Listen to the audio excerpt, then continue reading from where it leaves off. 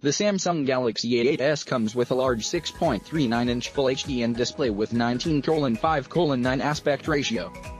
The phone is powered by the Qualcomm Snapdragon 710 SoC, backed with 6GB RAM and 128GB internal storage that can be expanded to 512GB using a microSD card. It also comes in an 8GB RAM version.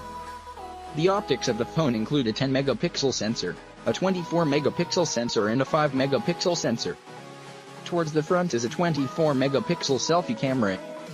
The Galaxy A8s runs on Android 8.0 Oreo out of the box, with Samsung Experience UI 9.5 and is powered by a 3300 mAh battery.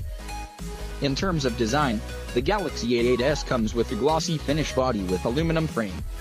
Samsung hasn't revealed the price of the Galaxy A8s and there are no details about its launch in India.